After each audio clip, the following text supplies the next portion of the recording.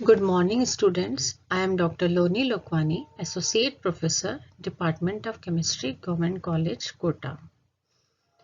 आज हमारा टॉपिक है वॉन डर वाल्स फोर्सेस। जैसे कि नाम से ही लग रहा है, इसे बोला जाता है वॉन डर वाल आकर्षण बल। ये अट्रैक्टिव फोर्सेस होते हैं और बहुत वीक फोर्सेस होते हैं। जैसा कि हम जानते हैं कि मॉलिक्यूल्स की सॉलिड, लिक्विड और गैसियस स्टेट्स जब बनती है तो उसमें जो बॉन्ड पाए जाते हैं वो कोवेलेंट होते हैं, आयनिक होते हैं, मेटेलिक बॉन्ड्स होते हैं। अब इसके अलावा भी इनके स्ट्रक्चर है जो दूसरे बलों पर भी निर्भर करते हैं। जैसे उत्कृष्ट गैसेस जैसे हैं, नोबल गैसेस जैसे हैं, वो सिमेट्रिकल होती है और कोवेलेंट और आयनिक या मेटेलिक बॉन्ड बनाने में असमर्थ होते हैं। फिर भी ये सॉलिड स्टेट में या लिक्विड अवस्थाओं में हो सकती है। तो इनके अस्तित्व से ही हम जान सकते हैं कि इनके बीच में किसी न किसी प्रकार का अट्रैक्शन फोर्स या आकर्षण बल अवश्य उपस्थित होना चाहिए। जैसे कि हम जानते हैं existence of liquid or solid state above absolute zero temperature clearly indicate that there are some forces between adjacent atoms which brings about condensation and crystallization in the noble gases. Noble gases में crystallisation भी हो सकता है और condensation संघनन भी हो सकता है। It appears that monoatomic molecule of noble gases are held in a closed packets arrangement in the crystals by an attractive forces known as van der Waals forces. तो ये जो बल पाए जाते हैं आकर्षण, जिसके कारण कि परमाणु परस्पर आकर्षित रहते हैं, अट्रैक्टिव रहते हैं, इस प्रकार के बलों को वॉन डर वाल बल या वॉन डर वाल्स फोर्सेस कहा जाता है। ये आयनिक या सहसंयोजी आयनिक बॉन्ड्स या कोवेलेंट बॉन्ड्स के कंपैरिजन में बहुत वीक होते हैं, दुर्बल होते हैं। इनकी एनर्जी भी बहुत कम होती है और इनके टाइप्स जो हैं इस तरह से हैं। फर्स्ट हम लेते हैं ion dipole interaction, types of van der Waals forces. इसे बोलेंगे हिंदी में आयन द्विध्रुव आकर्षण। अब इसमें जो है ये आयन है और ये डायपोल है, इनके बीच में जो फोर्सेस होते हैं वो आयन डायपोल इंटरेक्शन फोर्सेस कहलाते हैं।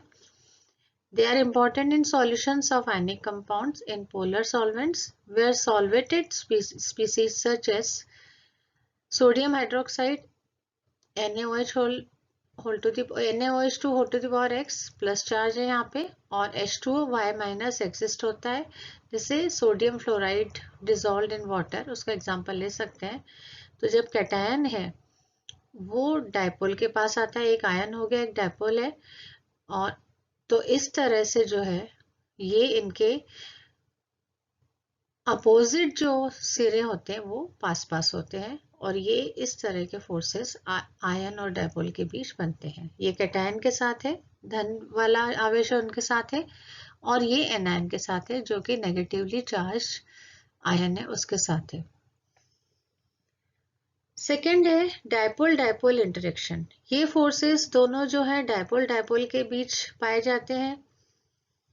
जैसे आयनिक यौगिक है और जिसमें कि इसमें जो इस प्रकार का आकर्षण बल जो है ये पोलर मॉलिक्यूल के विपरीत ध्रुवों के मध्य, मतलब विपरीत जो उनके सिरे हैं उनके मध्य होता है। जैसे वाटर HF NF3 ले सकते हैं, इसमें HCl ले सकते हैं। तो इस प्रकार से ये अरेंज हो जाते हैं कि दो अणुओं के जो बीच है विपरीत आवेश वाले जो सिरे हैं, ये दोनों जो अपोजिटली चार्ज जो इनके कॉर्नर्स हैं, सिरे हैं, वो पास पास आ जाते हैं, निकट आते हैं। जैसे कि यहाँ दिख रहा है एंटी पैरेलल। तो हेड टू टेल कॉम्बिनेशन है, तो इसे बोला जाता है डायपोल डायपोल अट्रैक्शन या द्विध्रुव द्विध्रुव आकर्षण। Third type is induced dipole interaction. Means इसे हिंदी में बोला जाता है आयन प्रेरित ध्रुवित आकर्षण। ये भी जो है दो तरह के होते हैं। पहला ion induced dipole. Ion induced dipole को बोलेंगे आयन प्रेरित द्विध्रुव आकर्षण। तो इसमें क्या होता है, यदि किसी नॉन पोलर अध्रुवीय अणु को एक आयन के पास लाया जाता है, जैसा कि यहाँ दिख रहा है आयन के पास लाया जाता है, तो आयन जो है वो नॉन पोलर मॉलिक्यूल के इलेक्ट्रॉन क्लाउड को विकृत कर देता है, डिस्टॉर्ट कर देता है। डिस्टॉर्ट करने के बाद जो है उसको क्या करेगा, पोलराइज कर देगा, ध्रुवित कर देगा इस मॉलिक्यूल को। और इस प्रकार से आयन और मॉलिक्यूल के जो है अपोजिटली चार्ज जो सिरे हैं वो पास पास आ जाते हैं और यहाँ अट्रैक्टिव फोर्स डेवलप हो जाते हैं, जिन्हें कि वॉन डेर वाल्स फोर्सेस कहा जाता है। जैसे सोडियम क्लोराइड का इन्होंने एग्जांपल लिया है, सोडियम और क्लोराइड। तो इस तरह से ये डायपोल बना हुआ है। यहाँ पे माइनस चार्ज जो है इसके दोनों के बीच आ जाता है, माइनस चार्ज ये वाले सिरे है, तो ये आपस में आकर्षण होके आयन इंड्यूस्ड डायपोल इंटरेक्शन इसे बोला जाता है। नेक्स्ट इसका टाइप है डायपोल इंड्यूस्ड डायपोल, द्विध्रुव प्रेरित द्विध्रुव आकर्षण। When non-polar molecule comes in contact with polar molecule, then it also get polarized. जैसे एग्जाम्पल यहाँ लिया है इन्होंने हाइड्रोजन एंड वाटर का।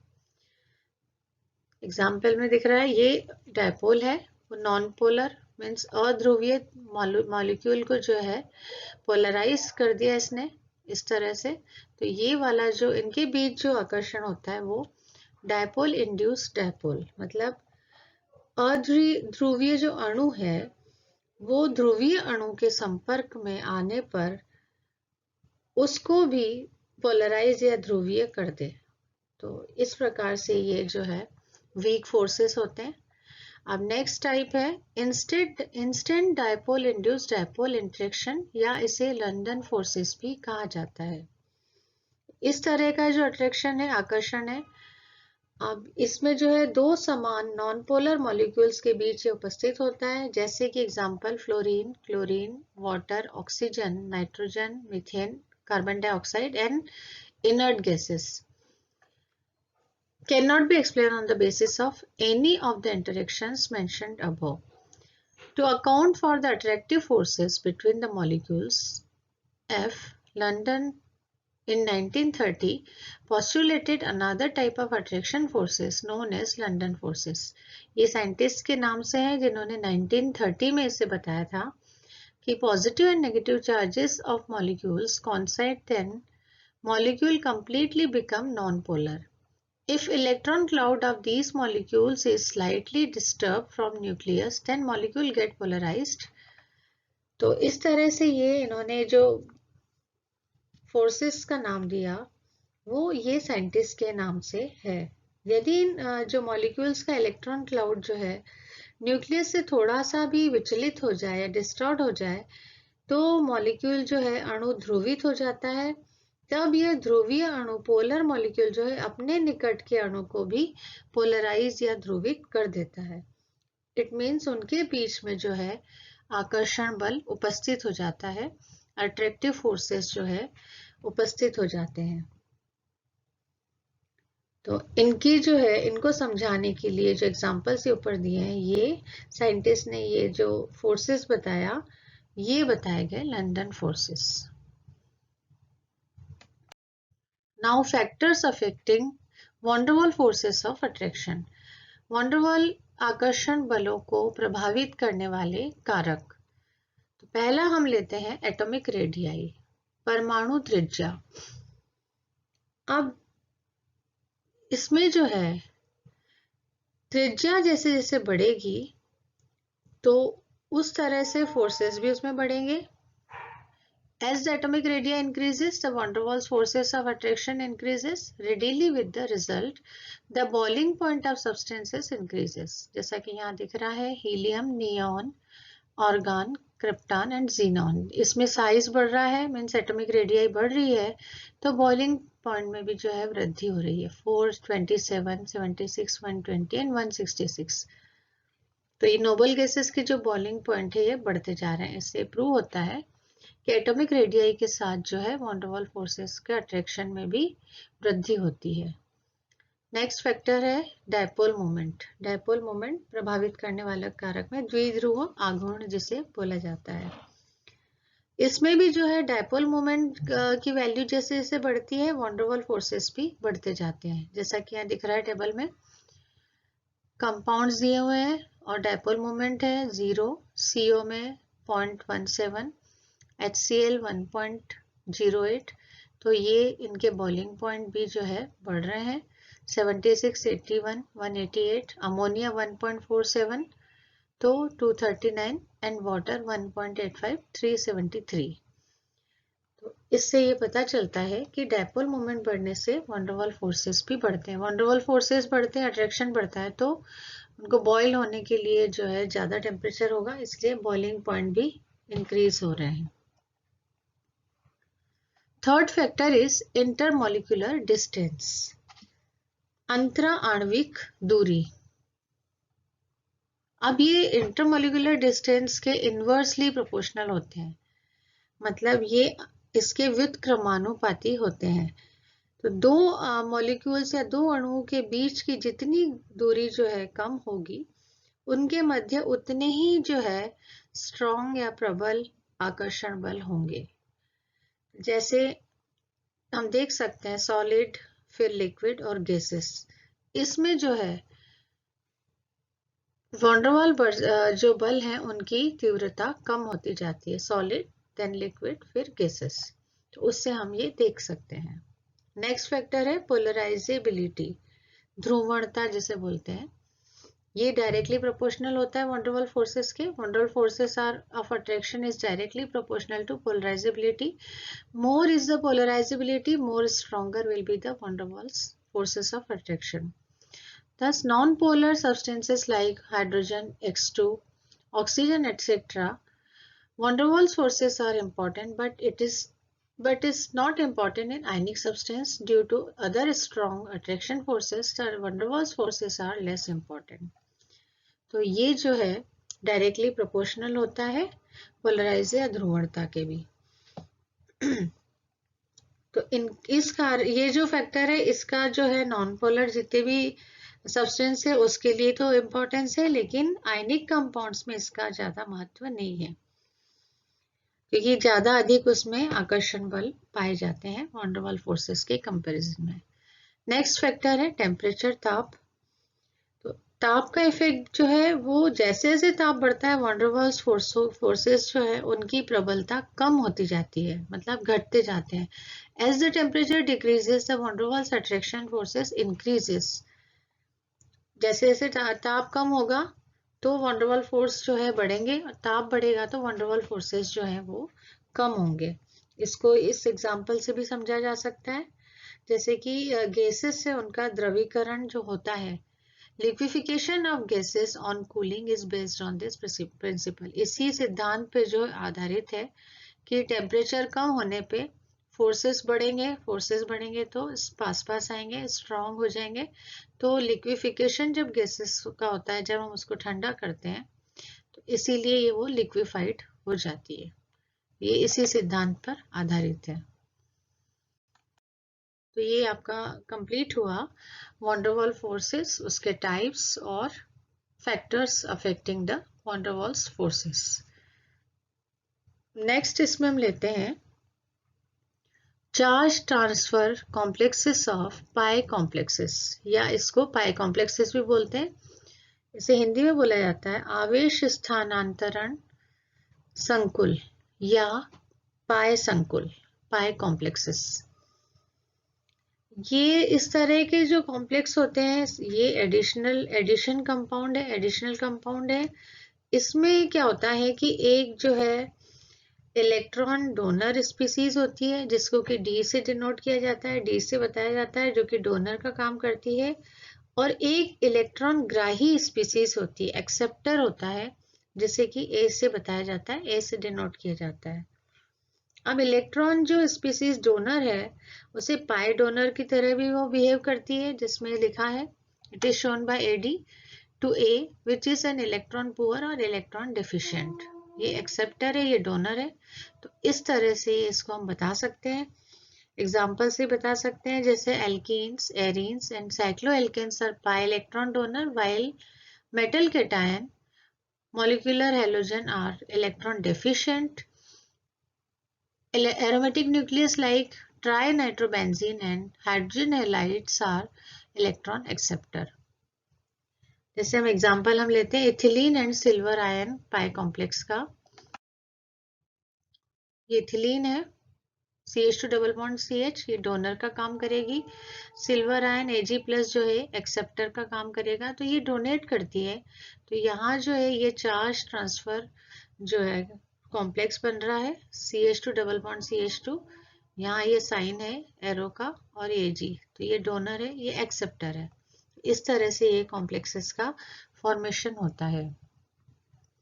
Second example is टोलीन hydrogen chloride pi complex.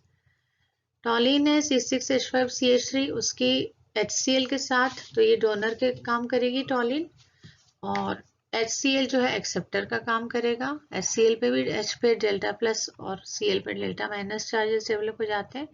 तो यहाँ ये फॉर्मेशन हो रहा है टोलीन हाइड्रोजन क्लोराइड का, इसे पाई कॉम्प्लेक्स बोला जाता है.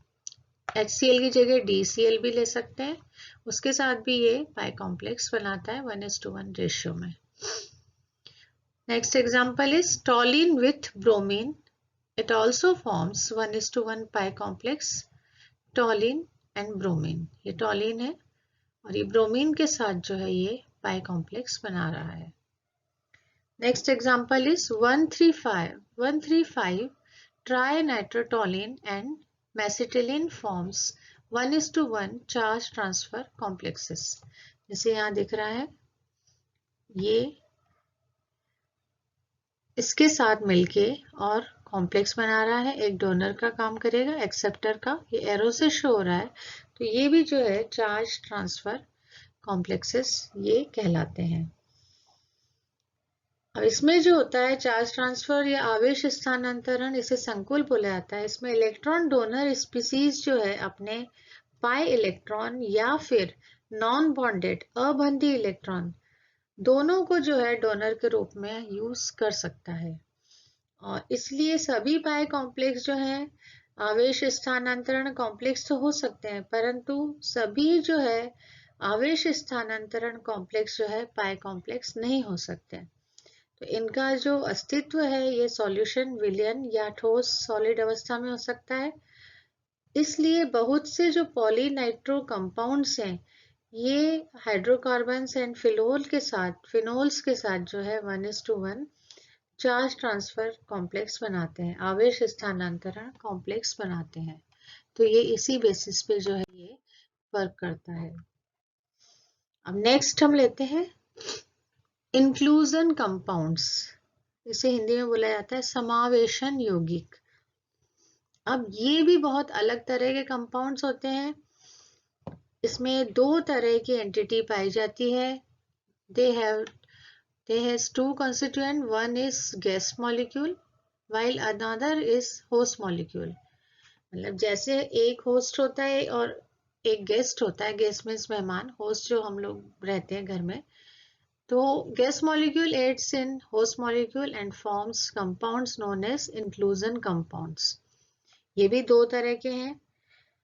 अतिथि अणु जो है ये होस्ट मॉलिक्यूल की क्रिस्टलीय जो स्ट्रक्चर है उसमें जो है कैविटी में कैद हो जाते हैं, बंद हो जाते हैं, और दो प्रकार के जो है ये कॉम्प्लेक्सेस बनाते हैं.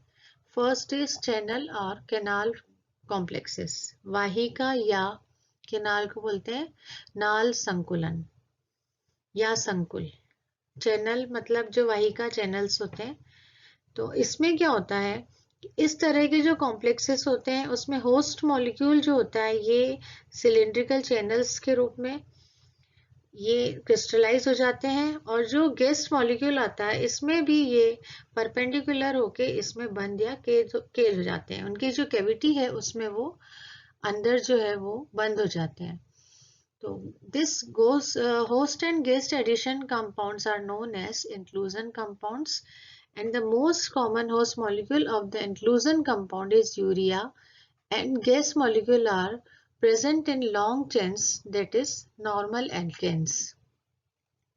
नॉर्मल एल्केन्स जो हैं वो उसमें कैद हो जाते हैं, वो काम करते हैं गेस्ट मॉलिक्यूल का, और होस्ट जो है यूरिया जो है वो पाया जाता है। थायोयूरिया भी इसका जो एग्जांपल है वो भी बनाता है चैनल कॉम्प्लेक्स या कैनाल कॉम्प्लेक्सेस। तो इस तरह से होस्ट केस जो है केमिस्ट्री ये भी बहुत इंटरेस्टिंग है। तो ये इस तरह के कॉम्प्लेक्स ये बनाते हैं।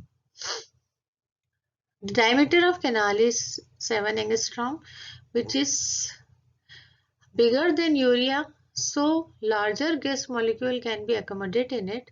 It is also forms inclusion compound with branch chain and cyclic compounds. Cyclic compounds के साथ या branch chain वाले compounds के साथ भी ये जो है इस तरह के संकुल या कॉम्प्लेक्स बनाते हैं।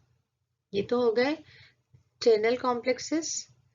और दूसरा अब इसमें इसका जो साइंटिस्ट है शीजलर ने 1957 में इसके बारे में बताया था, चैनल कॉम्प्लेक्सेस के बारे में। अब सेकंड इसका टाइप है क्लेथरेट और केज कंपाउंड्स। जैसा कि नाम से ही जान जा रहे हैं, क्लेथरेट या केज मीन्स जो पिंजरा होता है, पंजर इसलिए बोला जाता है इसको, पंजर यौगिक या कंपाउंड्स। ये भी एक तरह के इंक्लूजन कंपाउंड्स ही है।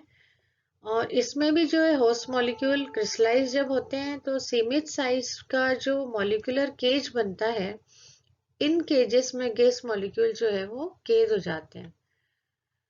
In this host molecules, while crystallization form molecular cage and gas molecules fits into this cage. तो ये cavity fit concept पे काम करते हैं, जिस तरह से एग्जाम्पल में दिख रहा है।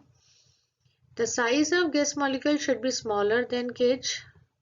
For example, quinol, hydroquinone जो होता है, molecule is crystallized by saturated aqueous solution of sulfur dioxide. Then hydroquinone is used as host. Hydroquinone को एज ए होस्ट हम यूज करते हैं, and they form clathrates compounds with CO2, AR, argon, H2S and methanol. Powell ने इसको 1948 में बताया और नाम दिया क्लेथरेट्स। क्लेथरेट जो नाम दिया गया वो भी साइंटिस्ट पॉवेल ने ही 1948 में दिया था। जैसे एग्जाम्पल में दिख रहा है, ये केविटी में AR यहाँ पे फिट है, तो AR ये गेस्ट है, अतिथि है, और ये जो मॉलिक्यूल है होस्ट मॉलिक्यूल है। तो ये भी बड़ी इंटरेस्टिंग केमिस्ट्री है, होस्ट केमिस्ट्री। तो इन्हें बोला जाता है क्लेथरेट या cage compounds. Clathrates are stable and on heating it is soluble in organic solvents and separates out gas molecule. Heat करने पे जो है ये गैस मॉलिक्यूल को अलग कर लेते हैं। Clathrates are used to separate the homologous. For example, clathrates formed only with methanol is used to separate it from other alcohols. तो इनका ये यूज हो गया, इनकी उपयोगिता होगी। तो ये आपका जो है एक चैप्टर पूरा आज कंप्लीट हो गया, van der Waals forces, inclusion compounds और उसके भी types, clathrates and channel complexes and charge transfer complexes. तो ये आज आपका कंप्लीट हो गया।